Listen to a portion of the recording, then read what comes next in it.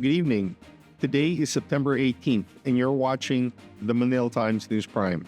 Our top story: Pasig City Mayor Vico Sotto emerged as the frontrunner in Tangere's early 2028 senatorial survey. The nationwide poll was conducted September 10 to 13 with 2,000 respondents.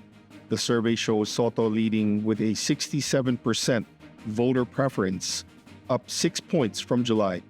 He ranked first in all 17 regions of the country. Former Senator Grace Poe followed in second place with 52%. She has strong support in Metro Manila and Luzon. Senator Raffy Tulfo, who previously held the top spot, slipped to third at 47%.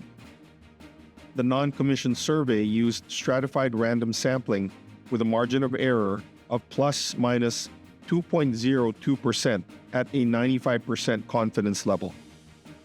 DPWH Secretary Vince Dizon says the agency has been implementing flood control projects across the country with little to no coordination with local governments. Speaking before the Senate Blue Ribbon Committee, Dizon said the problem is not isolated to Quezon City but is a recurring pattern nationwide.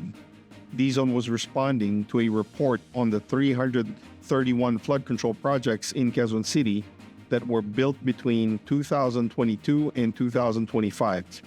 It was discovered that only 2 of those projects had secured local government approval. The projects were worth 17 billion pesos. Dizon also confirmed that the DPWH has no updated master plan for flood control. A DPWH undersecretary linked to alleged budget insertions in the agency has resigned. Public Works Secretary Vince Dizon confirms that he has accepted the courtesy resignation of Undersecretary Cathy Cabral. Cabral allegedly contacted the office of the Senate President, Vico Sotto, to inquire about possible budget insertions in the proposed 2026 national budget.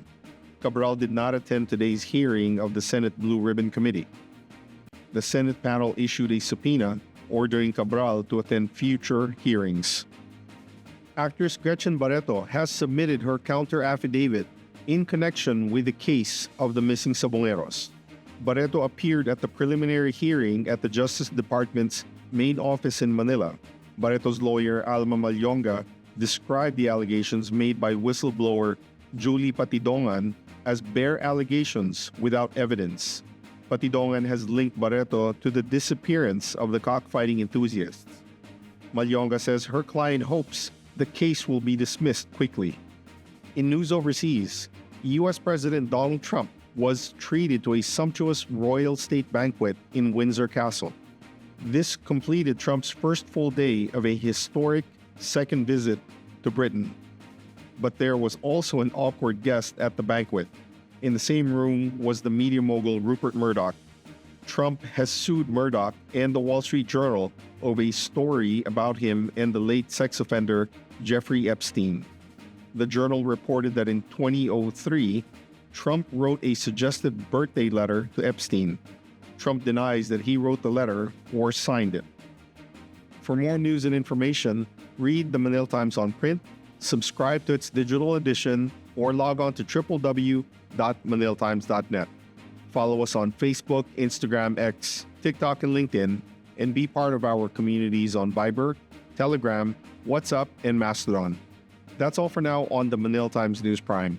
Remember to stay safe, stay informed, and stay connected. I'm Michael Ang. Good night.